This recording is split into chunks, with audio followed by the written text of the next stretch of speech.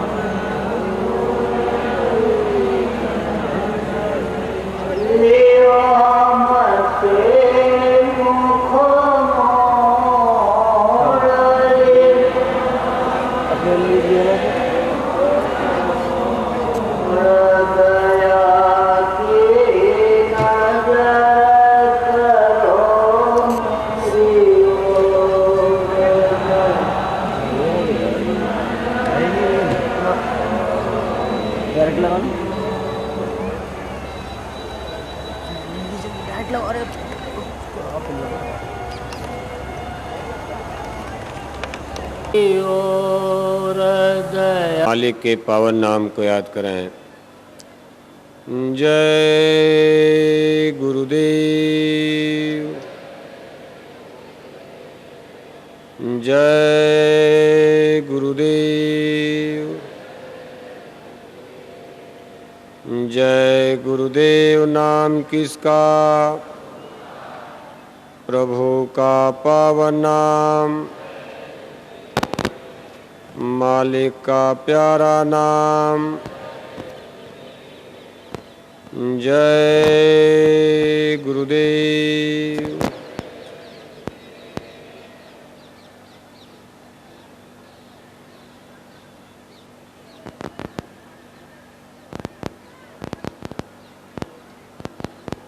परम पूज्य स्वामी जी महाराज, सभी सम्मानित सत्संग धर्म प्रेमी भाई बहनों, प्यारे बच्चों, हमारे इस जीवन में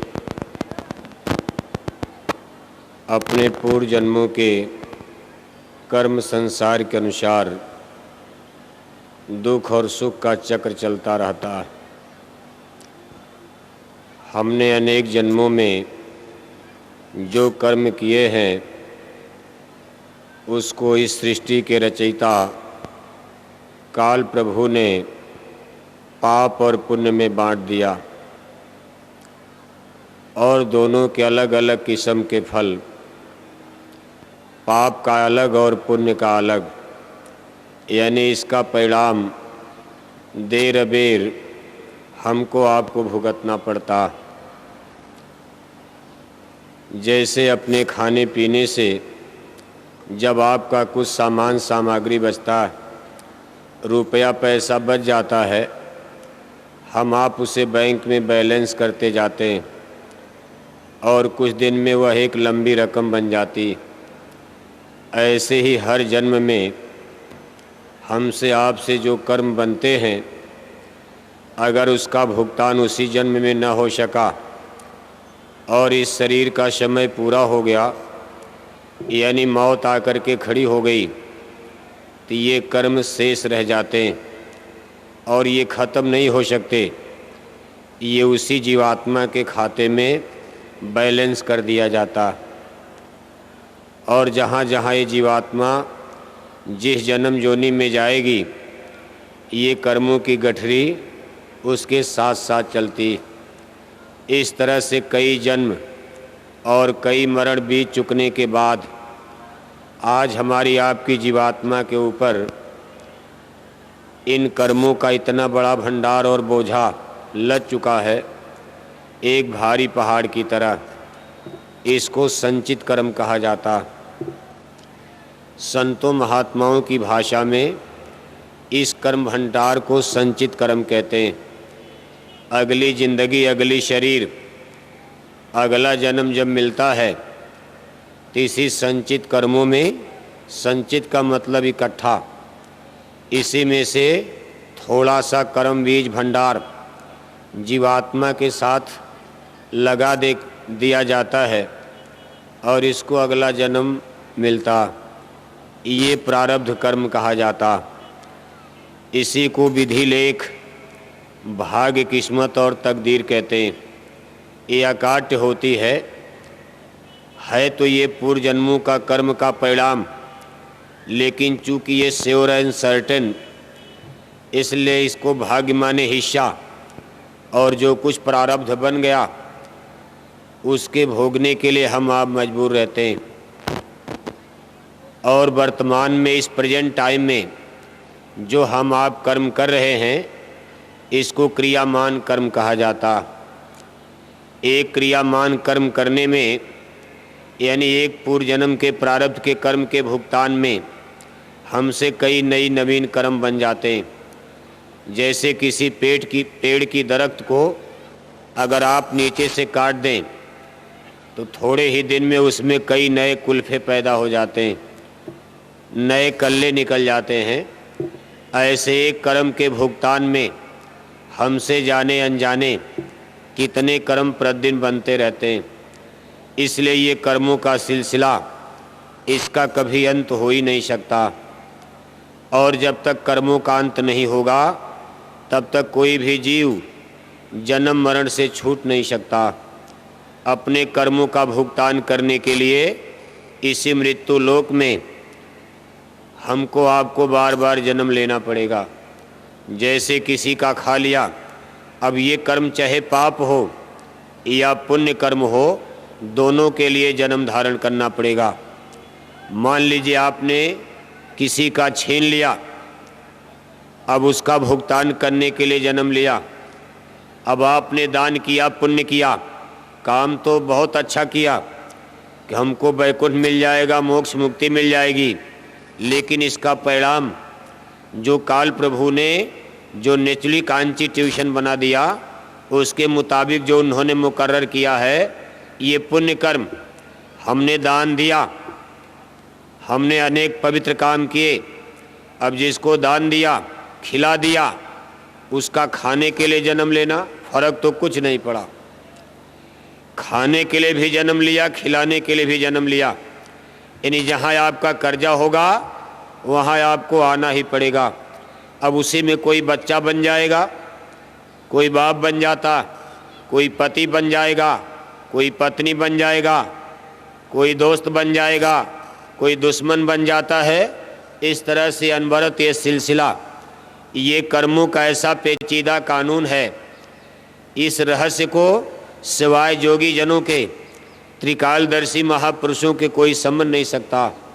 हम लोग इस संसार में कितनों इंटेलेक्चुअल, ज्ञानी विज्ञानी बन जाएं, लेकिन ये सिलसिला किसी की समझ में आता नहीं।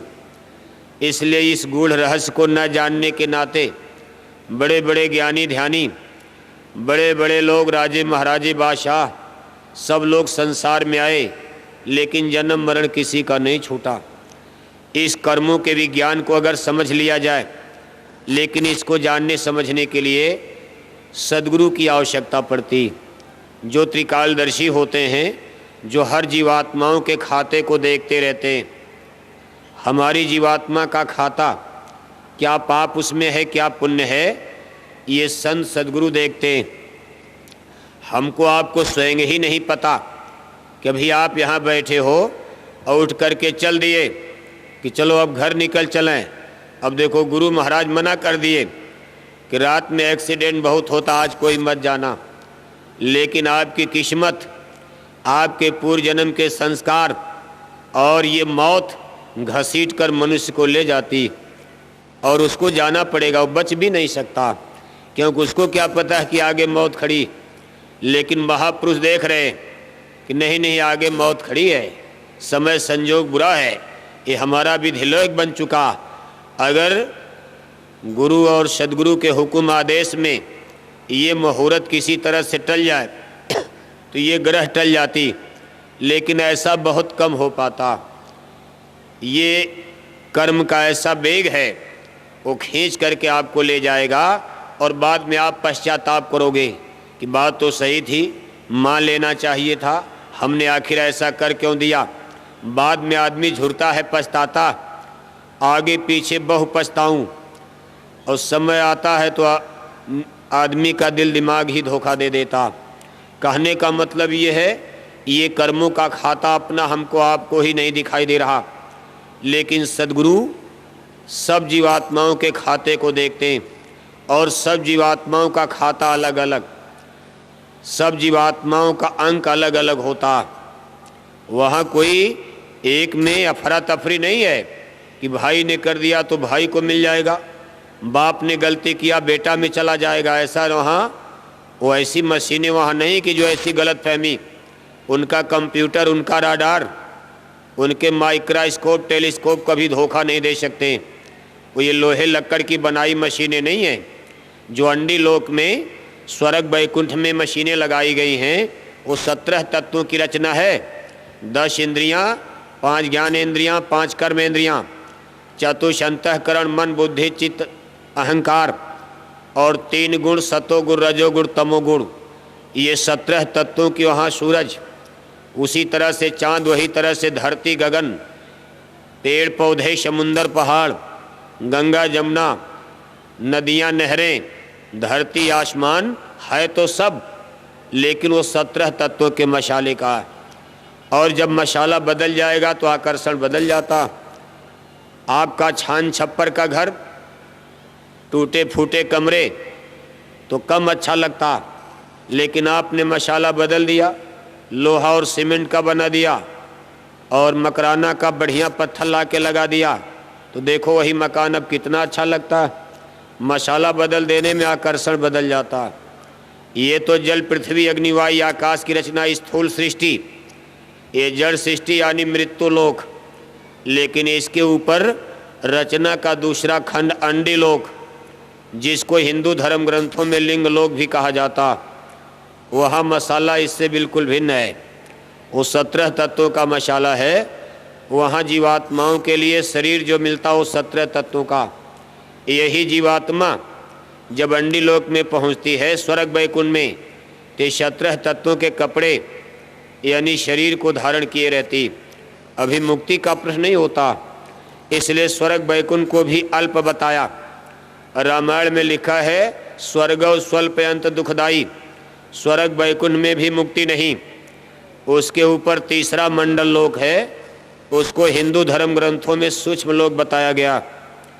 वहाँ 9 तत्वों की रचना है, शब्द रूप रस और स्पर्श गंध है, और मन बुद्धि चित्त अहंकार चतुष अंतःकरण। अब जितने ऊपर आप जाओगे रचना सुंदर होती जाती, उसमें आकर्षण बढ़ता जाता है, क्योंकि रचना की रुझान ऊपर से नीचे हुई, नीचे से बनाकर ऊपर नहीं गए। वैसे जूलॉजी बॉटनी से समझोगे, अगर आज के आधुनिक वैज्ञानिकों की वाणी आप उनके किताबों को पढ़ोगे, physics chemistry math algebra zoology botany, तब तो आपकी समझ में नहीं आएगा, वो तो उल्टा का उल्टा बताते हैं। लेकिन जो साइंस ऑफ सोल है, ब्रह्मांड कैसे बने, किसने ब्रह्मांड का रचनाकार कौन है, तो ये बताते हैं कि सबसे पहले केवल एक, कहा तब रहे एक अनेह नामा, रहे आप में अधर समाना, कहा अधर में और एक ही करतार अनामी महाप्रभु थे, उनकी कोख से ही सारी रचना। उन्होंने शब्द की वर्षा किया, वहाँ से शब्द की किरणें चली और शब्द ने ही सारे ब्रह्मांड को रच दिया। शब्द धरती सबद आकाशा, शब्द सबद भया प्रकाशा, सकल सृष्टि शब्द के आछे, नानक शब्द घटा घटा काछे। यानी इसी शब्द में मेरे ब्रह्मांडों की रचना किया। अब एक लाइन में कहने में तो बड़ा आसान हो गया, लेकिन बनने में बहुत समय लगा। इसका जो प्रॉस्पेक्टस, इसके जो सिद्धांत हैं और ये जो रचनाकार की महिमा, उनकी रचना, इसमें तो बड़े मुद्दत लग गए। लेकिन यहाँ ये लोग नीचे से उठाते हैं, इनकी दृष्टि में तो नीचे ही सब कुछ। आधुनिक साइंस और विज्ञान ये स्थूल जगत को ही ये प्रथम, ये ऊपर तो कुछ मानने को तैयार है नहीं, क्योंकि इनको कुछ पता तो है नहीं, ये ऊपर कुछ देख नहीं सकते। लेकिन जो संत त्रिकालदर्शी, उन्होंने ऊपर देखा और उनको पता चला कि ऊपर तो रचना सुंदर होती जा रही। जब अपनी जीवात्मा को जगाए और अपनी दिव्य दृष्टि को जीवात्मा की आँख को खोला और इस तन पिजड़े से निकलकर दोनों आँखों के बीच से जीवात्मा इस पिंड यानी चोले को छोड़ दिया। जैसे मौत के समय शरीर छूट जाता, लेकिन उसी तरह से साधना के समय भी ये शरीर अलग, जीवात्मा अलग। इसको कहते हैं जड़ चेतन की गांठ खुल गई। ये शरीर जड़ है, जीवात्मा चेतन है। जैसे सांप केचुल छोड़ता है, केचुल यहाँ पड़ी रहती है और सांप उधर चला गया। अब केचुल भी देखने में सांप लगती, लेकिन अब दोनों दो चीज़ हो गई। अभी तो केचुल सांप में ही ज्वाइंट थी, लेकिन जब सांप ने केचुल छोड़ दिया तो देखो पूरी केचुल एक शरीर इधर और सांप उधर चला जा रहा। जैसे पिजड़े से पक्षी उड़ जाता, अभी तो पिजड़े में पक्षी बंद था, लेकिन अब पिजड़ा यहाँ पड़ा है और पक्षी देखो पेड़ की डाल पर बैठ जाता। ऐसे ही साधना में ये शरीर, ऐसे शरीर यहीं पड़ा, लेकिन जीवात्मा पतंग की तरह से ब्रह्मांड की तरफ चल पड़ती और अपनी इस शरीर को जीवात्मा तब देखती, तब ये जड़ अज्ञान समझ में आता। हो, हम इसी शरीर को अपना समझ रहे थे, ये तो पिजड़ा था, अभी तो ये पिजड़े में पक्षी बंद है, अभी यही शरीर हमको आपको सब कुछ समझ में आता। लेकिन साधना के द्वारा जब जीवात्मा को अलग किया और मौत के समय जीवात्मा को अलग किया, तो दोनों में थोड़ा डिफरेंस यानी अंतर पड़ता। मौत के समय इच्छा तो जाने की नहीं है, लेकिन मौत के सिपाही, खुदा के फरिश्ते प्राण और जीवात्मा को ज़बरदस्ती निकालने के लिए आते और इस तरह से इसको निकाल देते हैं जैसे कटी पतंग। जैसे पतंग की डोरी कट जाती है, अब वो पतंग वापस नहीं आ सकती, ऐसे जीवात्मा चली गई, शरीर को छोड़ दिया, प्राण की धार कट गई और ये शरीर डेड बॉडी यानी मुर्दा हो जाता। लेकिन साधना के समय जब साधक इस शरीर को छोड़कर और ब्रह्मांड में जीवात्मा यानी सूरज चढ़ती है, तो पतंग की डोरी की तरह ये प्राणधार हृदय चक्र पर लगी रहती। जीवात्मा तो गई, लेकिन प्राण की धार हृदय चक्र पर लगी रहती डोरी की तरह, ये धौकनी चलती रहती। और जब जैसे पतंग की डोरी लगी है और पतंग को खींच करके आप वापस ला सकते हो, ऐसे इसी धार पर जीवात्मा फिर शरीर में आती। अब रोज स्वर्ग जाओ, रोज बैकुंठ जाओ और रोज इस शरीर में आओ। अब आप दो रचना रोज देखोगे, एक तो आपको मथुरा वृंदावन दिल्ली लखनऊ भी देखो, ये छूट नहीं जाएगा। ये नहीं कि आँख खत्म हो जाएगी, अब इस शरीर में 3 आँख हो जाती है तो आज भी, लेकिन 2 खुली 1 बंद। लेकिन साधना किया, गुरु की कृपा हो गई तो त्रिकाल नेत्र है, त्रिकालदर्शी बन गए। 2 आँख शरीर में, इससे संसार देखो और तीसरी आँख से स्वर्ग बैकुंठ रोज देखो। रोज आओ, रोज आओ। लेकिन अभी स्वर्ग बैकुंठ में भी मुक्ति नहीं मिली। अब वहाँ इस लिंग शरीर यानी 17 तत्वों की एक खोल ये जीवात्मा पहने बैठी, उस पर फिर पर्दे पड़े और फिर साधना इसी मनुष्य शरीर में आकर तब वो दूसरा यानी चक्र टूटता, दूसरा दरवाजा खुलता है। उसके आगे सूक्ष्म लोक, सूक्ष्म लोक में भी किवाड़ लगे, वहाँ 9 तत्वों का एक कपड़ा यानी सूक्ष्म कपड़ा और उसके आगे कारण कपड़ा, कारण देश, कारण लोक जहाँ शब्द रूप रस स्पर्श गंध यानी 5 तत्वों का गिलाफ ये सूरत पर चढ़ा हुआ। यहीं से माया की उत्पत्ति कारण बीज बना। जैसे किसी चीज़ का बीज होता, अगर बीज न रहे तो विकास कैसे होगा? इसी कारण देश से माया बीज का विकास होता। प्रकृति इसके परे कहा प्रकृत पार प्रभ सब उर्वासी, व्यापक ब्रह्म बिरज अविनाशी, तहा मोह कर कारण नहीं। अगर ये कारण देश चौथा मंडल ये जीवात्मा पार कर जाए तब ये सारे मोह के बीज खत्म, जन्म मरण का चक्र खत्म, और तब जीवात्माओं का लिंग भेद भी खत्म हो जाता। अभी तो देखो यहाँ नर और मादा बना दिया, कहा ये स्त्रीलिंग है, ये पुल्लिंग है, ये शरीर भेद है। जीवात्मा न स्त्रीलिंग है न पुल्लिंग है। ये अपने स्वामी की प्यारी जीवात्माएं। सतलोक में ऐसा कोई डिस्ट्रीब्यूशन नहीं, वहाँ तो सेवक और स्वामी, वहाँ सब कुछ एक ही तरह का। लेकिन यहाँ देखो कितना गजब का विज्ञान काल प्रभु का है। यहाँ एक को स्त्री बना दिया, एक को पुरुष बना दिया। कहा ये पति रहेंगे, ये पत्नी रहेंगे, तब ये पैदावार बढ़ेगी, ये बच्चे पैदा करेंगे, ये होगा वो होगा। ऐसे ही हर मंडल में, अंडीलोक में भी बना दिया, स्वर्ग वैकुंठ में भी ये लिंग भेद है। लेकिन ये ज्योति माया, ईश्वर और माया, लेकिन सतलोक में केवल सतपुरुष भगवान और उनकी जीवात्माएं। इसलिए वो निर्मल चैतन्य देश। कहने का मतलब यह है कि हम लोग बड़े धोखे में जी रहे हैं। अब इसी शरीर के भेद में हम आप जन्म और मरण के झूले में झूल रहे हैं। अगर इस साइंस ऑफ सोल को, ये चेतन विज्ञान धीरे धीरे समझ लिया जाएगा तो ये सब रगड़े झगड़े खत्म। औरत मर्द का, बच्चे बच्ची का, हिंदू का, मुसलमान का, ब्राह्मण का, चूड़ा चमार का, यादव का, ठाकुर का, हरिजन का, अमीर का, गरीब का, छूत और अछूत का, ये सब काल प्रभु का रगड़ा झगड़ा। उन्होंने हमको आपको फंसाने के लिए, हमको आपको धोखे में डालने के लिए ये जाति और धर्म के ऊंचे नीचे के ऐसे झगड़े प्रपंच फैला दिए कि ये लोग आपस में लड़ते रहेंगे और हम इनको मार काट कर नरकों में डालते रहेंगे। ये कभी सतलोक जा नहीं सकेंगे और हम इन पर राज करते रहेंगे। ये उनकी बड़ी कुटिल चाल। जैसे यहाँ एक नीति होती है डिवाइड एंड रूल पॉलिसी, इनको लड़ाओ और हुकूमत करो। इस नीति में अंग्रेज बड़े पारंगत थे। उन्होंने हिंदुस्तान के लोगों को आपस में लड़ा दिया। इसके बाद भारत पर राज करने लगे। तो अगर हम सब जीवात्माएं, अगर ये हमको ज्ञान हो जाए कि नहीं ये तो हमको आपस में लड़ा दिया, हमको काल प्रभु ने झगड़े में फंसा दिया और भाई भाई को ही लड़ा दिया, तो फिर तब तो हम आप निकल जाएंगे। लेकिन अभी ऐसे ये भाव बनेंगे कैसे? जब आप सत्संग सुनोगे, अभी आपको तो यही नहीं पता हमको आपको सतलोक क्या, जीवात्मा क्या होती, मन क्या होता है, और फिर चित्त क्या होता है, और पार ब्रह्म परमेश्वर क्या है। हम आप तो बस कंकड़ पत्थर, पीपल पाकड़ महुआ जामुन, गंगा जमुना तीर्थ मूर्त, इसके अलावा हम लोग कुछ जानते थे?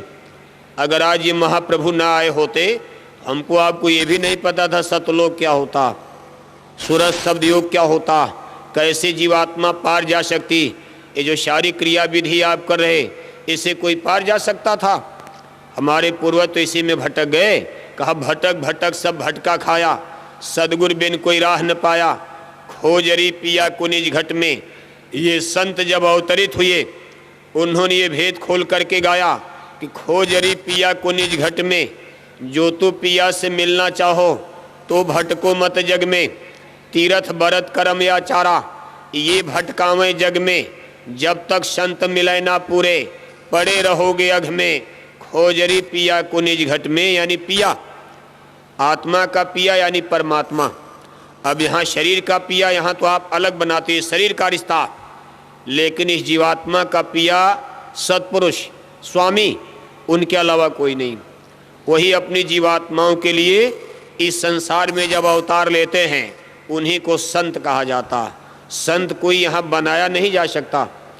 ये सीधे अगम देश शतलोक अमर देश से जब स्वामी ही धरती पर खुद अवतरित होते, उन्हीं को संत कहा जाता।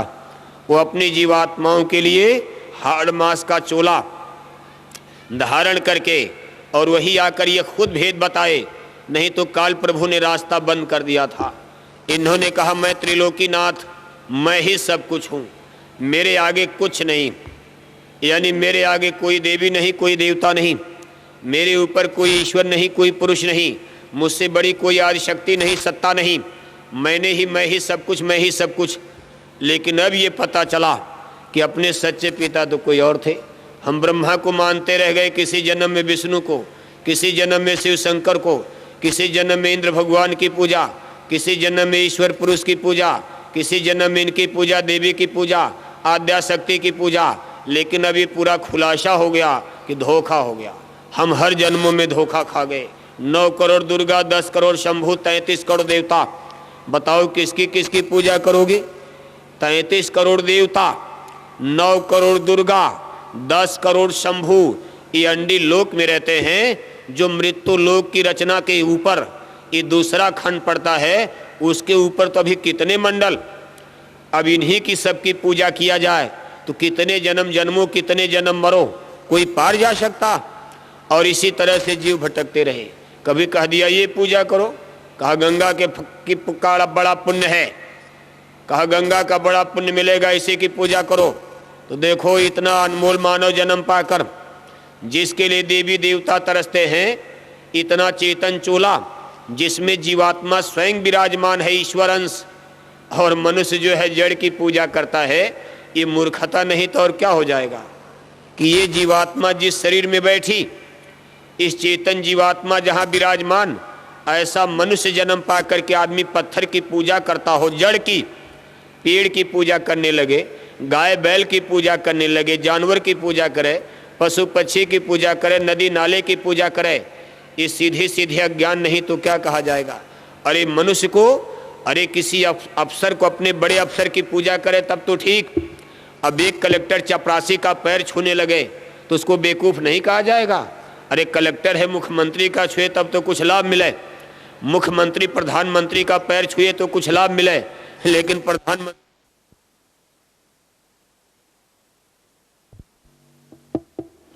प्रधानमंत्री हो के मुख्यमंत्री को सलाम करे तो उसको मूर्ख ही तो कहा जाएगा।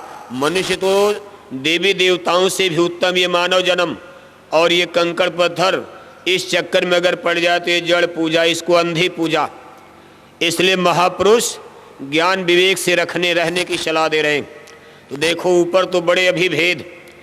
अब चूंकि जब जीवात्मा ऊपर से लाई गई, काल प्रभु ने जब अनवरत तपस्या किया झझरी द्वीप में बैठकर, महापुरुष कहते भाई वो तो झझरी द्वीप में उनको पहले भेजा, वो अकेले भेजे गए थे, और वो सतपुरुष भगवान उनसे रुष्ट हो गए।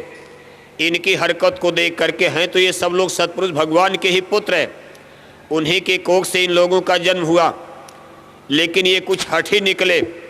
जैसे एक पिता के कई पुत्र होते हैं, लेकिन कोई हर तरह के, हर किस्म के हो जाते हैं। कोई इंजीनियर बन जाता है, कोई चपरासी नहीं बन पाता, कोई बड़ा अच्छा होता है, कोई उदंड भी हो जाता। तो काल प्रभु के जहन कुछ ये हठी बन गए और इनको वहाँ से देश निकाला कर दिया। इनको झझरी द्वीप में सबसे नीचे भेजा। फिर ये समाधि, ये बड़ी चतुराई से अखंड समाधि लगाए, और फिर सतपुरुष भगवान प्रसन्न हुए। कहा आप क्या चाहते हो? कहा मुझको अकेले अच्छा नहीं लग रहा, मैं यहाँ बहुत दिन तक अकेले जंगल पत्थर में क्या करूँगा रहकर, या तो हमको वापस बुलाइए या आप वरदान दीजिए, वहाँ से मैं कुछ लोगों को भेज रहा हूँ, कुछ और संगी साथी यहाँ भेज दीजिए, तो हमारा एक मनोरंजन, हमारा यहाँ चित्त लगेगा, बाकी ऐसे अकेले मैं क्या करूँगा। तब उनकी मौज हो गई। कहा भाई काल किया हम सेवा भारी, सेवा बस हम कछ न बिचारी, उसने तुमको मांगा हमसे, सौंप दिया हम सेवा बस में। हमने सेवा के बसीभूत होकर, हमने जीवात्माओं का एक छोटा सा भंडार, जैसे समुंदर में एक लोटा डुबा दो आप तो उसके अगल बगल का भी पानी उसमें आएगा, पूरा समुंदर घड़े में नहीं आ सकता। ऐसे वहाँ तो जीवात्माओं का अथाह सागर, हमारे बहुत से साथी वही हैं, लेकिन जहाँ उनको देने के लिए घड़ा डुबाया गया कि ठीक हम आपको एक घड़ा दे रहे हैं, ये मसाला, जीवात्माओं का भंडार। अब हमारा आपका दुर्भाग्य कहिए या सौभाग्य कहिए, जहाँ उस सागर में घड़ा डुबाया गया वहाँ हम लोग मौजूद थे, और काल प्रभु को देने वाले घड़े में हम लोग उसमें आ गए। इन्होंने इनको वहाँ ये सौंप दिया, ऐसे नहीं कि गिरा दिया आसमान से, इसी नाम की डोली में शब्द की जहाज पर बैठा कर, जैसे किसी दुल्हन को बढ़िया कपड़े बढ़िया गहने पहनाकर इज्जत के साथ विदा किया जाता है डोली में बैठाकर। ऐसे बड़े आजे बाजे गाजे के साथ सतपुरुष भगवान ने अपनी प्यारी जीवात्माओं को काल प्रभु के हवाले किया। इन्होंने इज्जत और सम्मान के साथ स्वीकार भी किया, लेकिन आगे इनकी नीयत बदल गई। पहले तो झझरी द्वीप में लाए, अभी नीचे रचना नहीं थी, इनकी नीयत बदल गई। कहा अब हम इनको यहाँ रोकना चाहते हैं। तब इन्होंने आद्या महाशक्ति, जो इनको वरदान में सतपुरुष भगवान ने ही दिया, इनके द्वारा इन्होंने अंडिलोक यानी ये स्वर्ग वैकुंठ की रचना करके और उसमें आद्या महाशक्ति को उतारा। और आद्या महाशक्ति के महल में इन्होंने अपने 3 पुत्रों को, ब्रह्मा विष्णु शंकर को आद्या महाशक्ति की कोख से जन्म दिया। अपने तो झझरी द्वीप सूक्ष्म लोक में और आद्या महाशक्ति को उतार दिया अंडी लोक में। और उनके नीचे 3 पुत्रों का राज, उनको अलग अलग देश दिया, ब्रह्मलोक, विष्णुलोक और शिवलोक, तीनों पुत्रों को। और इनके साथ भी देवियां लगा दी गई। ब्रह्मा के साथ सावित्री को लगा दिया, विष्णु के साथ लक्ष्मी को लगा दिया और शिव शंकर के साथ पार्वती को लगा दिया। इसके बाद फिर 9 करोड़ दुर्गा, 10 करोड़ शंभु, 33 करोड़ देवता, बड़ी ये बैराट सृष्टि की रचना करके और सावधान किया कि अब मैं जीवात्माओं को नीचे मृत्युलोक, ये नीचे मृत्युलोक में ये पिंड की रचना करो। तो ये पिंड बनाया गया और दोनों आँखों के बीच में जब ये पिंड बनकर तैयार हो गया तो यहाँ एक दरवाज़ा है, एक छिद्र है, सुराग है इस माथे में, ललाट में। इसको हिंदू धर्म ग्रंथों में 10वां द्वार, तीसरा तिल, छठा चक्र है। मुसलमान इसको नुक्ताए सुपैदा कहते हैं। ये छिद्र, दरवाज़ा, सुराग सबके अंदर, हिंदू में, मुसलमान में, ब्राह्मण में, चूरा चमार में, भारत हो, पाकिस्तान, जर्मनी, जापान, रचना सबकी एक ही है, क्योंकि वहाँ सबको एक ही जगह से उतारा गया। अब यहाँ तो हम लोग डिस्ट्रीब्यूट हो गए। उन्होंने जानबूझ करके झगड़ा लगा दिया, क्योंकि उनकी ये नीयत थी कि इनको यहाँ फंसाए रहो। लेकिन इन्हीं ये आँखें माँ के गर्भ में तो खुली थी, इन्हीं रास्ते से जीवात्मा को लाकर दोनों आँखों के बीच में सिचुएटेड किया, मतलब यहाँ ला करके बैठा दिया और शरीर उल्टा टांग दिया। उल्टा गर्भ रहो लटकाना, गीदुर पक्षी कीर समाना, पैर ऊपर खोपड़ी नीचे। यहाँ जितने लोग आप खड़े बैठे दिखाई दे रहे हो, कोई ये दावा नहीं कर सकता कि सूट बूट टाई कोट बांधे, बंदूक राइफल टांगे और मुझको सीधे आसमान से 6 फुट का नौजवान गिरा दिया। जो जन्म मरण का नेचुरली कॉन्स्टिट्यूशन है, राजा रंग अमीर गरीब, हिंदू मुसलमान, अमेरिका, जर्मनी, जापान सबके लिए एक ही है। सबको माँ के गर्भ में उल्टा लटकाया और दोनों आँखों के बीच से, ये मुंह के रास्ते से, मुंह के सामने से टट्टी पेशाब की नालियाँ, उसकी दुर्गंध और बदबू को हमने बर्दाश्त किया। उस काल कोठरी में, उस संकीर्ण स्थान में इस जीवात्मा को कितना कष्ट क्लेश उठाना पड़ा, जठराग्नि में तपना पड़ा। 5 महीने 10 दिन में ये पिंड बनकर तैयार हो गया। जब 6ठा महीना लगा तब जीवात्मा को वहाँ से उतारा गया। देवी देवताओं को हुक्म दिया कि अब हम भेज रहे, सावधान हो जाओ, इनको संभालो, क्योंकि उन्होंने ही संभाला अपनी सूक्ष्म शक्तियों से। ये लोग इसको संभाले रहते हैं, नहीं तो आँख की जगह कान बन जाए, कान की जगह नाक बन जाए, नाक की जगह मुंह बन जाए और आपकी अंगुलियां टेढ़ी मेढ़ी हो जाएं, शरीर जर्जर हो जाए। ये संभाले जाते हैं। जैसे फैक्ट्री कारखाने में कपड़ा बनता है तो कारीगर बिल्कुल मुस्तैद रहता, अगर एक सूत और धागा टेढ़ा मेढ़ा हो गया तो कपड़े में कील और कांटा लगता है, और जब बाजार में जाता है तो उसकी परचेजिंग वैल्यू कम हो जाती। खरीदार कहता धोती में कील कांटा लगा है, हम इसका कम दाम लेंगे तब देंगे। इसी तरह से ये सब संभाले रहते हैं। अब वहाँ कोई ऐसा बाहरी ढांचा सांचा तो नहीं है, माँ के गर्भ में कोई इंजीनियर, डॉक्टर, वहाँ कोई कारीगर तो बैठा नहीं, लेकिन कोई बैठा है। ये सूक्ष्म शक्तियाँ ब्रह्मांड की इसको संभालती, जिनको ड्यूटी मिली देवी देवता ये सब संभाले रहते हैं। और देखो सबसे नीचे गुदा चक्र है, जो टट्टी का रास्ता, उस पर गणेश जी को संभालने की ड्यूटी। इसके ऊपर लिंग चक्र है, जो पेशाब का रास्ता, इस पर भगवान ब्रह्मा और सावित्री। और ये नाभि चक्र है, इस पर विष्णु और लक्ष्मी। ये हृदय चक्र है, इस पर भगवान शंकर और पार्वती। और ये कंठ चक्र आद्या महाशक्ति। और जीवात्मा को दोनों आँखों के बीच में इंद्री द्वार झरोखे नाना, तय सुर सब बैठे कर थाना। जब दिव्य दृष्टि खुलेगी तब पता चलता। अभी तो आपको लगता कि हाड़ मांस का पुतला, ये मामूली रचना नहीं है। कितनी कारीगरी से कहा, झीनी झीनी बिनी चदरिया, काहे को ताना काहे को बरनी, कौने तार से बिनी चदरिया, इंगला पिंगला ताना बरनी, सुखमन तार से बिनी चदरिया, साईं को बिनत मास 9 बीता। 9 महीने माँ के गर्भ में रहने के बाद तब उन्होंने हुक्म दिया कि अब इनको मृत्यु लोक में उतार दो।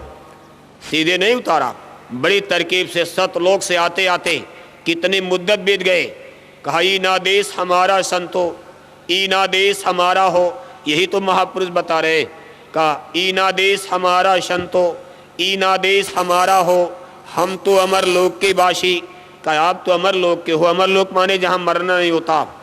ये तो आप ऐसे देश में इस समय रह रहे हो जहाँ जन्म और मरण होता, लेकिन एक ऐसा देश जो आपका असली देश है, जहाँ के आप मूल निवासी हो, यहाँ तो परदेसी बन गए हो।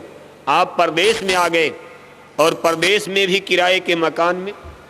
यहाँ ऐसा कानून है कि अपना परमानेंट घर नहीं बना सकते हो। अगर कोई राजा ये कानून बना दे कि हमारे देश की नागरिकता आप नहीं ले सकते हो, तो वहाँ कोई परमानेंट घर नहीं बना सकता। आप दुबई जाओ, अमेरिका जाओ, अगर वहाँ का कानून और आपको इजाज़त ना दे तो परमानेंट घर नहीं बना सकते। 10 साल रहो, वीज़ा पासपोर्ट ख़त्म, चलो वापस। ऐसे ही काल प्रभु ने यहाँ कानून बना दिया कि ये हम परमानेंट रहने नहीं देंगे। यहाँ कोई ऐसा वीज़ा पासपोर्ट यानी किराए का मकान, यानी ये मनुष्य शरीर, देखो गुरु महाराज इतने दिन से समझा रहे कि रेंटेड हाउस है, ये मनुष्य शरीर किराए का मकान है। इससे ज़्यादा मोह ममता मत करो। किराए का मकान है, न जाने कब ले लिया जाए। वो तो पट्टा हो गया, मकान मालिक से पट्टा हो गया कि हम आपको 10 साल के लिए दे रहे हैं, और जिस दिन समय पूरा हम आपका बेड बिस्तर निकाल देंगे। लेकिन हम आप सोचते नहीं मनुष्य शरीर हमारा है। बस इसी भूल भ्रम में कहा भाई आप अमर देश के रहने वाले, लेकिन इस काल नगर में आप आकर बुरी तरह से फंस चुके हो। कहा ईना देश हमारा संतो, ईना देश हमारा हो, हम तो अमर लोक के वासी। कहा फिर हम यहाँ आ कैसे गए? कहा तब कर हमें निरंजन लाए, झंझरी दीप मझारा हो। कहा काल प्रभु ने गले में फांसी डाल दिया। इन्होंने तपस्या करके वरदान में मांग लिया और बड़ी इज्जत के साथ तो ले आए, और आकर के अब नीयत बदल गई। कहा काल दिया जीवन को धोखा, काल दिया है धोखा भारी, काल ने अजब जगत भरमाया, मैं क्या क्या करूं बखान, अजब गति पैदा हो गई। सबको फंसा दिया। इतना विस्तृत उनका काल जाल विस्तार, अब कोई निकल सकता? अभी हमको आपको यही नहीं पता हमारा देश कहाँ, हम कहाँ के रहने वाले, तो वहाँ जाने का मन कैसे बनेगा? अभी तो हमने इसी को अपना मान लिया। दिल्ली हमारी है, लखनऊ हमारा है, बम्बई हमारी है, कलकत्ता हमारी है, कार हमारा है, मोटर हमारा है, बंगला हमारा है, बच्चे हमारे हैं, बच्ची हमारी है, कोई हमको निकाल नहीं पाएगा, हम अमर होकर आए। लेकिन ऐसा कभी हो सकता? आप अपने पूर्वजों की कहानी को नहीं देख रहे हो? कहा बड़े बड़े राजे चले गए, बड़े बड़े महाराजे चले गए, बड़े बड़े बादशाह चले गए, बड़े बड़े शहंशाह चले गए, राजपाट के लिए लाखों का कत्ल कर दिया, लाखों को राण बेवा विधवा बना दिया, लाखों बच्चों को अनाथ कर दिया, अपने किले बनवाए, महल बनवाए, लेकिन 1 सेकंड में छोड़ दिया। कितनी लड़ाइयाँ लड़ी, जिंदगी भर तलवार लड़ते लड़ते हजारों लाखों को मार डाला इसी किले महल को बनाने के लिए। आज उनके किले महल जंगल में खंडहर बन के पड़े। कहा एक राजा था, एक रानी, मर गए राजा, मर गए रानी, हो गई ख़त्म कहानी। तो अपने पहले वालों से शिक्षा लेनी चाहिए, हमको आपको नसीहत लेनी चाहिए। कहाँ गए वो लोग, हमारे पूर्वज आखिर कहाँ चले गए? सामान तो उनका यहीं पड़ा है, लेकर तो कोई गया नहीं। तो क्या आपके लिए कोई अलग कानून बन जाएगा कि नहीं अब आपको लेकर जाने दिया जाएगा? ये कोठी लेते जाओ, बंगला लेते जाओ, ये बम्बई वाला, दुबई वाला, बैंक वाला लेते जाओ, ये अपनी ज़मीन अपने अच्छे बच्चे लेकर जाओ। ऐसा कभी हो सकता? मैनेज मार्टल, इसका नाम ही रखा है मृत्यु लोक। ऐसी स्थिति तो अमर लोक में पैदा होती है, लेकिन वहाँ चलने के लिए सब कपड़े उतारना पड़ेगा। ये सारे पर्दे उतर जाएंगे और सिर्फ जीवात्मा अपने चेतन रूप में और निर्मल होकर के उस देश में पहुँचती। ये मन भी साथ छूट जाता, शरीर भी छूट जाएगा, लिंगलोक वाला भी छूट जाएगा। लेकिन देखो पहनाया तो ऊपर से पहनाया, और छोड़ना है तो नीचे से छोड़ना पड़ेगा। जैसे आप जब कपड़े पहनते हो तो सबसे पहले बंडी और बनियान पहनते हो, उसके ऊपर मान लो आपने शर्ट पहन लिया, उसके ऊपर स्वेटर पहन लिया, उसके ऊपर आपने कोट पहन लिया, 4 कपड़ा पहन लिया। पहनते समय सबसे पहले आपने बंडी यानी बनियान पहना, लेकिन अगर उतारने की बारी आएगी, अब सबसे पहले आप कोट को उतारोगे, तब फिर स्वेटर निकालोगे, फिर अपना कुर्ता शर्ट निकालोगे, बंडी बनियान तो अंत में नहीं उतरेगा। अब जब आप ऊपर से आए तो सबसे पहले उन्होंने कारण बीज यानी माया के बीज का, माया के मशाले का पहला कपड़ा, यहीं से अज्ञान का अंधकार छाने लगा। माया माने अंधेरा, माया माने कोई औरत मर्द नहीं, ये माया माने अंधेरा। जब पहला आवरण जैसे आंख पर आपके पट्टी लगा दी गई, एक पट्टी लगाई गई तो थोड़ी झलक, फिर दूसरा पट्टी लगा दिया, 3 परत लगा दिया, 4 परत लगा दिया। अब जय पट्टी लगाते जाएंगे, सूरज सामने प्रकाश छिपता जाएगा, अंधेरा छाता जाएगा। ऐसे उस कारण देश में पहला जब कपड़ा आवरण डाला तो आप सामने अंधेरा यानी माया का पर्दा ज्ञान का। इसके बाद फिर सूक्ष्म लोक में ले आए तो दूसरा पर्दा डाल दिया, फिर लिंग लोक में ले आए तो तीसरा पर्दा लिंग लोक का, और मृत्यु लोक में ये हाड़ मास का चौथा। लेकिन जब छोड़ोगे आप साधना, पहले इसको छोड़ना। अब जब उतारने की बारी आएगी तो पहले जीवात्मा इस स्थूल शरीर को यानी साधना करके इससे निकले तो स्वर्ग वैकुंठ चले गए, फिर साधना किया इसी मनुष्य शरीर में लौटकर, वहाँ नहीं, स्वर्ग वैकुंठ में साधना नहीं, फिर लौट करके रोज आओ, फिर यहीं से साधना किया, गुरु की दया हो गई तो फिर और ऊपर चले गए तो स्वर्ग वैकुंठ वाला कपड़ा वहाँ छोड़ दिया, मशाला, उसके ऊपर सूक्ष्म लोक। ऐसे ही महापुरुष अपना अपना लोगों ने तजुर्बा बयान किया, और ये चीज़ कोई गप नहीं है। अब पढ़े लिखे इंटेलेक्चुअल विद्वान इस चीज़ को क्या समझ सकते हैं? ये तो बड़े भाग्यशाली लोगों के बस दिल दिमाग में बैठने वाली बात है, ये किस्मत की ही बात। नहीं तो हमसे आपसे ज़्यादा चतुर चालाक पढ़े लिखे लोग हमारे आपके घर में, परिवार में, गांव में होंगे, लेकिन गुरु महाराज को भी सत्संग सुनते लेकिन गप मानते। ये देखो सामने महुली गांव है, कोई सुनने को तैयार है? और 10-10 हज़ार किलोमीटर दूर फ्रांस, 50-50 हज़ार किराया लगाकर बम्बई, ये आपके अमेरिका और फ्रांस से आज इनको लोग परमेश्वर मानने को तैयार हैं। लेकिन जरा अगल बगल दृष्टि घुमा कर देखो, यहाँ गुरु महाराज का सत्संग होता है तो अपनी वो कैसेट बजाने लगते हैं। वो तो अगर इतने लाउड स्पीकर न लगाए जाते तो उनका कीर्तन नंबर 1 पर हो जाता है, सत्संग आपको सुनाइए नहीं देता। ये दुनिया मामूली बावरी है, वो मामूली रगड़ा झगड़ा होता। इतना बड़ा रेजिस्टेंस, इतना बड़ा प्रतिरोध, काल ने इतना बड़ा जंजाल फैला दिया। अगर महापुरुष समर्थ न हो इनको संसार में कोई टिकने दे, क्योंकि ये काल का देश है। लेकिन काल भी इनसे कहा, महाकाल और ब्रह्म सब, पार ब्रह्म है और काल सभी नवामय शीश। तो अब इनके सामने तो कोई टिकता नहीं, लेकिन इनकी मजबूरी क्या है कि दयालु होते हैं। काल को भी, उन पर भी दया कर, वो भी वरदान मांगते रहते हैं। आज भी समाधि में बैठे, हमारे राज को पूरा भंग मत कीजिएगा, सबको लेकर चले जाएंगे, फिर हम अकेले पड़ जाएंगे। आपने हमको वरदान में दिया है, बस प्रेम की बात कीजिए, जो आपके पक्ष में आ जाएगा उसको ले जाइएगा, जो न आने चाहे कोई चमत्कार मत दिखाइएगा। ये सब वरदान मांगा गया। नहीं तो अगर आज एक मुर्दा मथुरा में जिंदा हो जाए, पूरा मथुरा दूसरे दिन चेला बन जाएगा। लेकिन ये कर नहीं सकते। अगर ऐसा ये करने लगे चमत्कार तो ये सृष्टि बचने वाली। और फिर जिन्होंने भेजा है, जिनकी कोख से ब्रह्मांड की रचना हुई है, अगर ये चाहें तो धरती गगन सब खत्म। आप ही आज ही आपको उठा कर लेकर चले जाएं, कोई क्या कर सकता? न कोई साधन, न कोई भजन, न कोई सिमरन। धरती खत्म, आसमान खत्म, स्वर्ग वैकुंठ सब खत्म, सब खत्म। लेकिन ऐसा भी, ऐसी मौज नहीं, ऐसा हो नहीं सकता। मौज तो एक नई रचना बरकरार रहे, ये सब लीला चलती रहे। कहा जानबूझ हम लीला ठानी, मौज हमार हुई सुनबानी।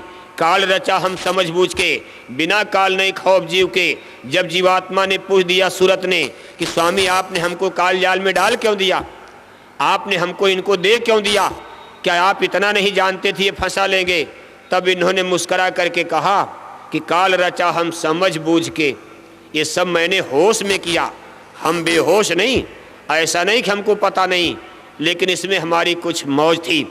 अब क्या मौज थी ये तो ये जाने, लेकिन इतना जरूर कह दिया कि तुमको दुख में देखा जब ही मौज उठी हम आए तभी, आपको हमने जब भारी कष्ट में देखा तो हम आपके दर्द को दूर करने के लिए, इस काल जाल से निकालने के लिए हम धरती पर आ गए।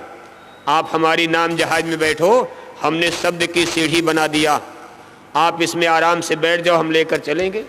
अब जिसकी किस्मत तकदीर, लेकिन यह है कि बुद्धिमान अक्लमंद का ये विषय नहीं, यहाँ बुद्धि के गम नहीं, यहाँ अकल का गम नहीं। दुनिया की सारी पोथी कोई पढ़ ले, लेकिन ये रास्ता इन किताबों से बिल्कुल अलग है। ये किताबों का ये विषय ही नहीं, ये इंटेलेक्चुअल है, सीधा स्पिरिचुअल। बस अपनी जीवात्मा के यहाँ जगा दो। ये स्पिरिचुअल ज्ञान, ये आध्यात्मिक ज्ञान है। जीवात्मा जगे और अपनी जीवात्मा दिखाई देने लगे। इस जीवात्मा के द्वारा आगे का ज्ञान, इसमें स्वयंभू प्रकाश है। जीवात्मा के अंदर स्वयं ही ज्ञान की किरणें, और ये स्वयं ज्ञान का खजाना, इसके द्वारा जो ज्ञान प्राप्त होता है इसको अमर ज्ञान कहते हैं। जीवात्मा भी अमर है, जीवात्मा का ज्ञान अमर। और ये जो ब्रेन माइंड दिमाग, इस संसार में इंटेलेक्चुअल नॉलेज, ये किताबों का हिंदी अंग्रेजी का ये दिमागी ज्ञान, इसको भी खुराक जीवात्मा से ही मिलती। ये बुद्धि जड़ है, इसी जीवात्मा से ताकत लेकर इसका ये ज्ञान ब्रीफ है तो जीवात्मा का ही, लेकिन ये पर्दे में छन करके प्रकाश आता है। और ये जड़ बुद्धि के घाट पर ये संसार में ज्ञान का विस्तार हुआ है, इसको इंटेलेक्चुअल बौद्धिक कहते हैं। ये जड़ है, इसका तो नाश हो जाता। इसलिए बुद्धि से तो इतनी बड़ी चीज को कोई पहचान ही नहीं सकता। इनकी गति मति को अकल बुद्धि से नहीं। कहा हे विद्या तू बड़ी अविद्या, संतन की तय कदर न जानी, संत प्रेम के सिंधु भरे हैं, तू अहंकार में फिरत भुलानी। आज के 30-40 साल पहले एक जगह गुरु महाराज एक जगह सत्संग सुना रहे थे, तब लाउड स्पीकर भी मिलना कठिन। अपने हाथ से ही चौके उठा उठा कर गुरु महाराज ने कहीं कहीं सत्संग सुनाया। वो जमाना ऐसा था जब हम लोग थे ही नहीं, इकाई से संगत शुरू हुई है। इन्हें एक आदमी को पहले नामदान दिया, 1952-54 से जब शुरू किया बनारस में। अब देखो गुरु महाराज जन्मभूमि तो उत्तर प्रदेश, इटावा जिला खेतौरा गांव, और गुरु घराना अलीगढ़ जिले के चिरौली गांव में। पूज्य दादा गुरु जिनकी यादगार में आज ये पूजन हो रहा। आज के 62 वर्ष पहले 1948 में अगहन सुदी दशमी आज के दिन रात में 12:00 पर उन्होंने स्थूल शरीर को त्याग कर अपने परम धाम सिधार गए थे। और गुरु महाराज की कर्म भूमि मथुरा आश्रम, और शुरुआत कहाँ से किया? बनारस।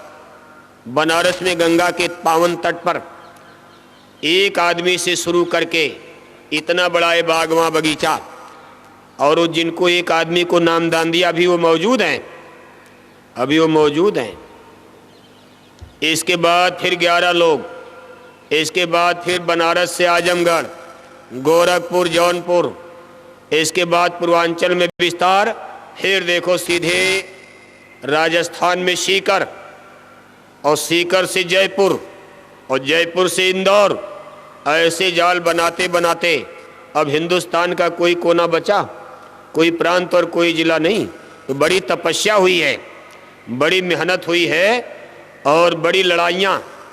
इसी बीच में इमरजेंसी लग गई और हाथकड़ी बेड़ी लगाकर दिल्ली सरकार ने, और देखो 21 महीने कारागार में डाल दिया।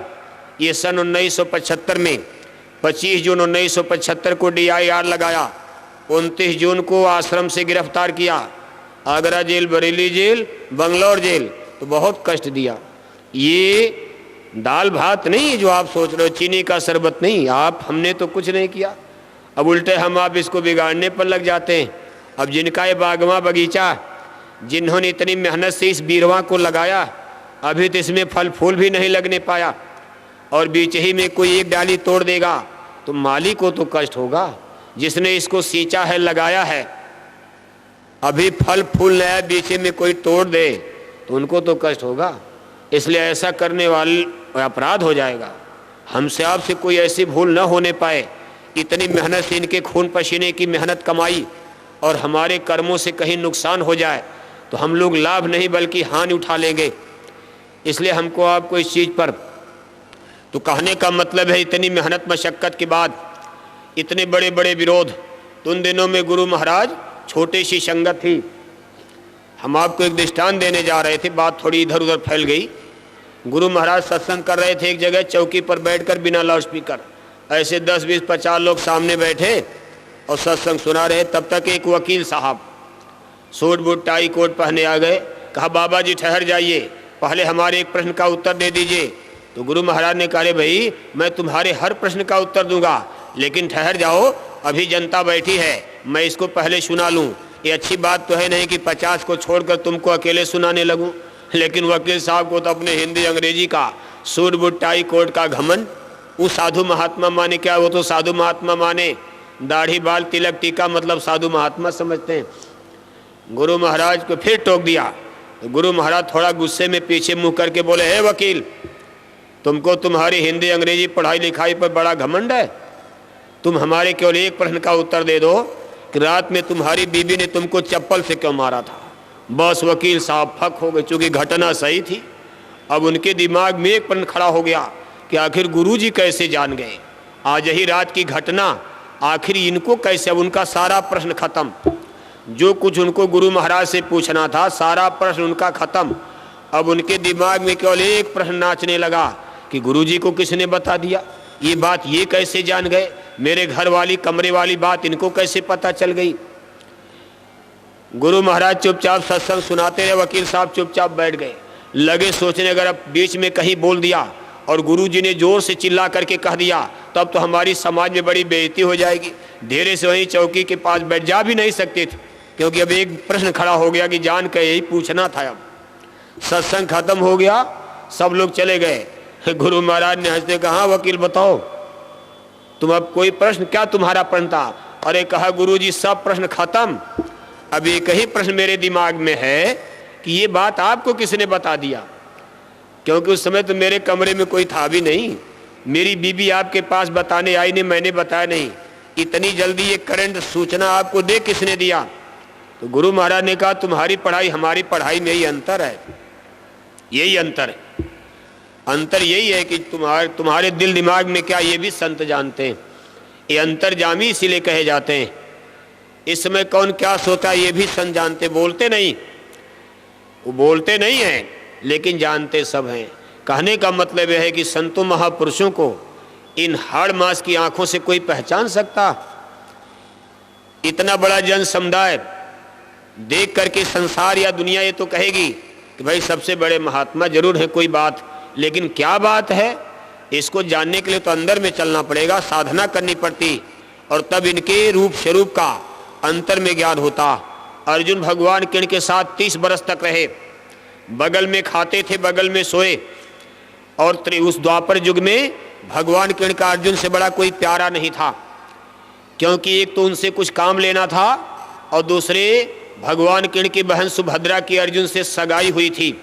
इतना खास रिश्ता उनका था अर्जुन और कृष्ण का, इसलिए इतना प्यार देते थे। 30 बरस बगल में खाए, बगल में सोए, साथ में रहे, खेले खाए, लेकिन युद्ध क्षेत्र में भगवान कृष्ण सामने खड़े और अर्जुन ने युद्ध करने से इनकार कर दिया। भगवान की लगे समझाने, बहुत समझाया बुझाया, ज्ञान योग सब कुछ सुना डाला, और अंत में कह दिया अर्जुन लगता है तुम मुझे पहचान नहीं पाए, तुम मेरे ऊपर विश्वास करो, ये सब मेरे ऊपर अर्पण करके युद्ध करो और ये सब मैं अपने ऊपर लूँगा, तुम निमित्त मात्र खड़े हो जाओ, जय पराजय फल की चिंता छोड़ो, तुम पाप करोगे पुण्य करोगे जो भी, ये सब मैं अपने ऊपर लेकर मेरे पास योग अग्नि ज्ञान की भट्टी जला के भस्म कर दूंगा। लेकिन अर्जुन को भरोसा नहीं होता था। तब भगवान के ने कहा कि तुम मुझे जान नहीं पाए, हे अर्जुन सुनो। तब थोड़ा सा भेद खोल दिया, कहा तुम मुझे नहीं समझ रहे हो, मैं ये जो ज्ञान विज्ञान तुमको सुनाया आज तक मैंने धरती पर किसी को सुनाया नहीं था। सबसे पहले मैंने इसको सूर्य नारायण को सुनाया, सूर्य ने अपने लड़के मनु को सुना दिया, मनु के द्वारा ये ज्ञान योग ऋषि महर्षियों को मिला। अर्जुन फक हो गए। अरे कहा केशव हमारी आपकी उम्र तो बराबर है, हम लोग तो एक साथ पैदा हुए और सूरज तो कई करोड़ बरस कितने बरस पुराना पता नहीं, ये चीज़ आपने सूरज को कब सुना दिया। तब कृष्ण महाराज ने कहा यही तो मैं तुमको समझाना चाहता हूँ कि तुम अपने मित्र को पहचान नहीं पा रहे हो। हे अर्जुन, असली बात यह है कि ये सूरज मेरे सामने बना, मैंने सूरज को बनते देखा है, मैंने चांद सितारों को बनते देखा।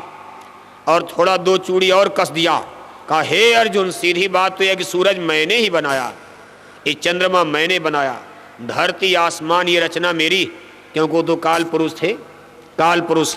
अब जहाँ तक उन्होंने रचना किया था त्रिलोकीनाथ, वो अंडपिंड ब्रह्मांड के बारे में बता रहे हैं।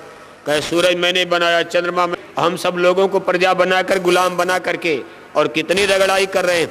लेकिन जिस दिन अपना जौहर जीवात्मा को समझ में आएगा, मामूली जी 16 सूरज का प्रकाश जीवात्मा लेकर इस खोपड़ी में बैठी मामूली जीवात्मा, 16 सूरज, एक सूरज सारी दुनिया को रोशनी दे रहा, ऐसे 16 सूरज की रोशनी लेकर खोडस भानु ये जीवात्मा इस माथे में खोपड़ी में विराजमान। जरा इसको जगने तो दो आप, ये संसार नहीं ब्रह्मांड हिल जाता। ये जीवात्मा कोई मामूली चीज है, लेकिन अभी तो मुश्किल यही है कि इस पर पर्दे डाल दिए, इसका सारा ज्ञान प्रकाश शून्य है। और जो कुछ शोषण हो रहा है नीचे इंद्रिय घाट पर, मन के वसीले से संसार में, इस जड़ता में जीवात्मा की ताकत खपत हो रही। लेकिन जिस दिन ये जग जाएगी और आत्मज्ञान हो जाता है, मामूली विधा है। तो भगवान के ने अर्जुन को देखो, कहा मैं रोकता हूँ, अपने बल पर मन बुद्धि चित्त को बांध करके रोक दिया। तभी तो हम कह रहे हैं कि बस ये खुश हो जाए तो देर क्या लगती है, जब क्यों बांध सकते हैं मन को, ये तो महाप्रभु है। बस अगर ये कहीं प्रसन्न हो गए, आपका मन अभी देखो रोज कह रहे हैं कि एक सेकंड नहीं रुका, 30 साल हो गया, 40 दिन नहीं बनता, भजन नहीं बनता, भजन अब इतनी जल्दी कैसे बनेगा। लेकिन सब रहस्य है, बस इन्हीं की दया मेहर में सब रहस्य है। कहा गुर प्रसन्न और सब जग रूठे, गुर राजी तो करता राजी, काल कर्म के चले न बाजी, इन्हीं को प्रसन्न करने की कोशिश करो। अगर ये जैन के इन प्रकारेण अगर कहीं प्रसन्न हो गए तो आपके मन बुद्धि चित्त को बांटने की जड़ी बूटी, बांधने की रस्सी लगाम इनके पास एक सेकंड में रोक देंगे, और भजन देर क्या लगती, और ये जीवात्मा फुर हो जाएगी। लेकिन अगर ये प्रसन्न हो तब तो खुश कैसे होते हैं, भाव से खुश होते, भक्ति से, सद्गुरु भक्ति से प्रसन्न होते हैं, संत महापुरुष भक्ति से। बाकी दुनिया के कोई सामान से नहीं, सामान तो एक बहाना होता, हमने इतना दिया इतना दिया, और अगर देने का भाव बन गया तब नहीं खुश। कहा स्वामी को ही स्वामी का अर्पण, इसमें अपना क्या दिया। लेकिन अभी तो ये होगा कि हमने 10,000 दे दिया, बड़ा आसान, हमने गुरु महाराज को 10,000 दे दिया, अरे हमने 10 लाख दे दिया, चलो बहुत दे दिया, अब चलो कुछ बैंक में रख लिया जाए, बस मन ने धोखा दे दिया, अब तो बहुत संगत में खर्चा कर दिया, अरे जिंदगी गुरु महाराज को कई लाख दे दिया, अब चलो कुछ बैंक में रख लिया जाए, अब इधर देना कम कर दिया तो इधर से मिलना भी कम हो गया। जो बैंक में रखा था उसको डॉक्टर ले गए, बरकत खत्म। जब बरकत खत्म तो घर में ऐसी बीमारी आ गई को जो बैंक में रखा था दबा करके 10 लाख एक ही घंटे में डॉक्टर ने मांग लिया। पीजीआई या अपोलो दिल्ली में चलो, जयपुर में चलो, वहाँ चलो, चंडीगढ़ चलो, वहाँ 10 लाख के नीचे बात नहीं। अब आपने सोचा था हमारा बनकर रहेगा, और उसको ले गया सीधे डॉक्टर, और पड़ गया सूखा। 20 कुंतल चावल बेचते थे, 2 कुंतल नहीं बेच पाए, गरीबी नहीं आ जाएगी। फिर पता चला दुकान में घाटा, कोई रगड़ा झगड़ा लग गया, कचहरी दौड़ना पड़ा, सब पैसे बर्बाद, फैक्ट्री में घाटा, आ गई कंगाली गरीबी। अब तब भाग करके फिर मथुरा, गुरु महाराज दया कर दीजिए। अरे दया की क्या बात है, दया तो है ही है, बस जो तरीका बताया जाए करना शुरू कर दो। मांगने की क्या बात, देना शुरू करो। बिना दिए लिए कुछ नहीं, देकर ही कुछ लिया जाता है। भगवान कृष्ण और सुदामा एक साथ अवंतिकापुरी उज्जैन में पढ़ते थे। भगवान कृष्ण तो यदकुल में पैदा हुए और सुदामा जात के ब्राह्मण कुल में, लेकिन गुरु भाई होता है। और अवंतिकापुरी में अपने विद्याध्ययन विद्यार्थी जीवन में एक बार जंगल में लकड़ी काटने गए तो गुरु माता ने थोड़ा सा चना का दाना दिया, कहा भाई भूख लगे तो खा लेना। वहाँ गए, आ गया आंधी और पानी, शाम का समय, दिन डूब गया। अब लोग जाएं कहें, नदी नाले उफान पर आ गए। तो कृष्ण महाराज ने कहा चलो कहीं बैठ करके रात बिता ली जाए। अब जंगली जानवर आएंगे तो कहा पेड़ पर चढ़ लिया जाए। कृष्ण महाराज ने कहा लेकिन सोना मत, मैं तो नहीं सोऊंगा, लेकिन सुदामा कहीं सो मत जाना, नहीं तो पेड़ से गिर करके मर जाओगे, जागते रहना रात भर। तो सुदामा ने कहा इतनी ठंडी लग रही कि नींद कहाँ आने वाली। कहा तब चढ़ चलो पेड़ पर, नहीं तभी शेर भालू निकल जाएंगे। तो पेड़ पर चढ़ गए, लेकिन डाली अलग अलग, उस डाली पर उस डाली पर, पेड़ तो एक ही लेकिन दोनों की डाली अलग अलग। अब इस चने के भेद को सुदामा ने किरण को बताया नहीं कि क्यों दिया गया था, कि आज आश्रम पर नहीं पहुंच पाओगे, चना दे दिया। अब रात में सुदामा की नीयत खराब हो गई, खराब हो गई नीयत। अब कट कट चना लगे खाने अकेले, उनको बताया भी नहीं कि आपका भी इसमें हिस्सा थोड़ा आप ले लो। किरण महाराज ने पूछा, सुदामा ये कटकटा की आवाज़ क्या आ रही? तो सुदामा ने कहा, बड़ी ठंडी लग रही, पानी बरसा, मेरा दांत कटकटा रहा, जाड़ा लग रही। तो किरण महाराज मुस्करा करके रह गए। सुबह हुई, लोग लकड़ी उठाए आश्रम पर आए। देखो इसका इतना बड़ा आग यानी पाप लगा सुदामा को, कि सुदामा को गरीबी आ गई। एक अपने मित्र का चना हिस्सा खा जाने से सुदामा को कंगाली का शिकार होना पड़ा। भगवान कृष्ण तो द्वारिकापुरी के राजा बन गए और सुदामा का गरीबी में जीवन, सुबह शाम रोटी मिलना मुश्किल हो गया। एक दिन उनकी धर्मपत्नी ने कहा, वो बड़े आपके मित्र है, आप उन्हीं के पास जाओ। अरे कहा, क्या मुँह लेकर जाऊँ? बड़ा जब समझाया बुझाया, अरे कहा, बड़े दीनानाथ सबकी रक्षा करते, आप जाओ तो थोड़ा सा, इतनी गरीबी कि मांग करके थोड़ा सा चावल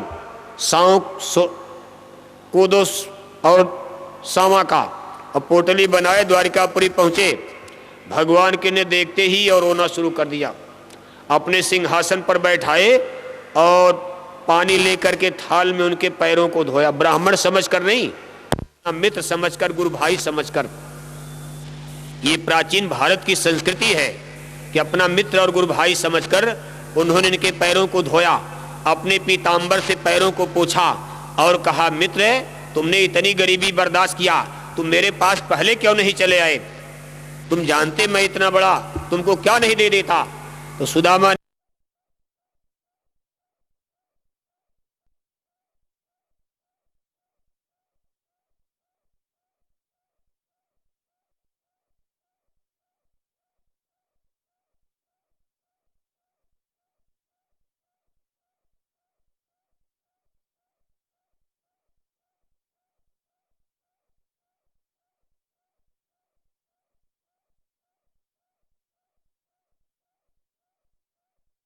से जरूर करेंगे कि रगड़े झगड़े को कम कर दो आप। रगड़ा झगड़ा, किसी माता पिता को बच्चों का लड़ना अच्छा नहीं लगता। 4 बच्चे हैं, प्रेम से रहें, माता पिता का दिल खुश रहता।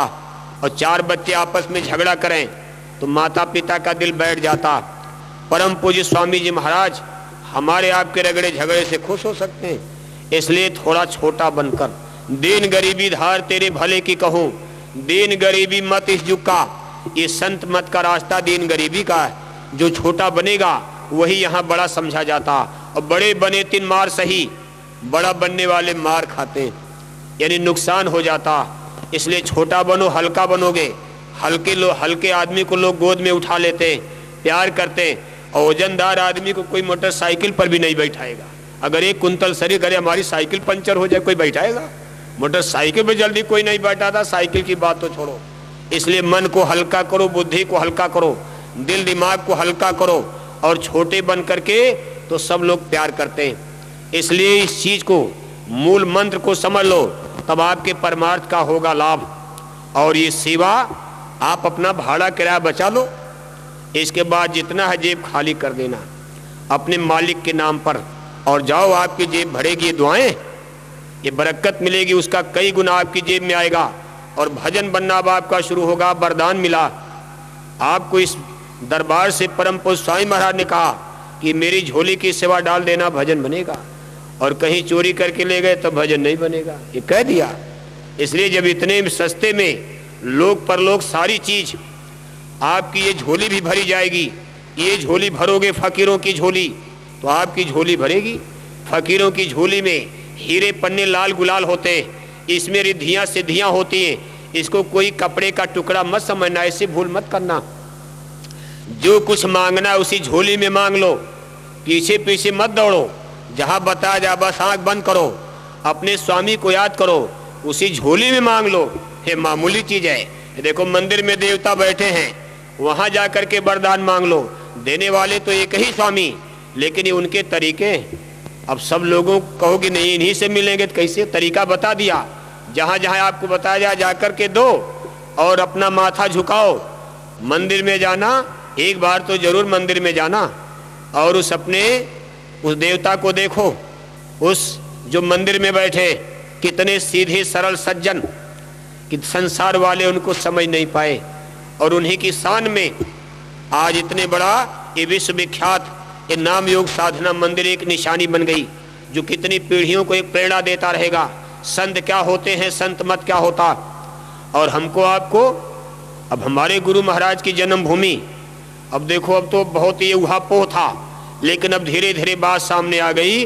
उत्तर प्रदेश इटावा जिला खेतौरा गांव, तो उस पर भी तो हमको आपको ध्यान देना है, उस पर तो ध्यान देना है। वो क्या चीज बनेगी, वहाँ क्या होगा, वो तो इतिहास बताएगा। लेकिन सत्संगी भाई बहनों, वो मट्टी पवित्र है। ऐसी धरती धन्य हो गई जहाँ ऐसे महाप्रभु अवतरित होते, भय प्रगट कृपाला दीन दयाला, ऐसे महाप्रभु जहाँ अवतार लेते। इसलिए खेतौरा आपके जहन में रहना चाहिए, कभी उसको बिसरना भूलना कि मट्टी, वहाँ का पानी कितने लोगों की बला बीमारी को दूर कर रहा। लोग वहाँ का पानी बोतलों में भर कर ले जाते हैं। इसलिए खेतौरा को बराबर अपनी जुबान पर रखो। वहाँ आपको कुछ करना, इतिहास बनाना, और वहाँ जाकर के जो भी आप श्रमदान करोगे उसका भारी पुण्य। जैसे यहाँ फावड़ा कुदाल चलाते हो, बीमारी जाती रोग जाता, ऐसे खेतौरा की माटी में जाकर जो भी फावड़ा कुदाल चलाओगे आपके बला बीमारी रोग दो कर्म कर्जे कटेंगे। ये गुरु हुकुम आदेश में जो भी सेवा की जाती उसमें कर्म करता। इसलिए जब भी समय मिले तो खेतौरा की तरफ, अभी अच्छी बात तो है नहीं कि खेतौरा में किराए का आदमी लगाना पड़े, 10 करोड़ से ऊपर संगत, और खेतौरा में मजदूरी दे करके लेबर लगाना पड़े। तो हम लोगों को धिक्कार है कि अपने मुर्शिद, अपने स्वामी जिनसे इतनी बड़ी दौलत लेना और वहाँ के लिए और किराए का मिस्त्री, किराए का लेबर लगाना पड़े। तो आप उस पर ध्यान दिया करो। जिलों के संगतों के जो जिम्मेदार, आप इन चीज़ों पर बराबर, ये हमारी ड्यूटी, हमारा कर्तव्य है। और इसी में दया और मेहर का राज रहस्य छिपा। ये झोला भी आपके सामने घूम रहा है। इसके बाद देखो रजिस्टर लेकर भाई लोग खड़े, बला बीमारी रोग दोग के लिए अपने अपने बाल बच्चों के लिए दुआएं मांगो। इसी रजिस्टर में हाथ से छूकर इसको चूम लो, प्रणाम करो। ये परम पुरुष साईं महाराज ने स्पर्श करके भेजा, और आप अपने बाल बच्चों के नाम इसमें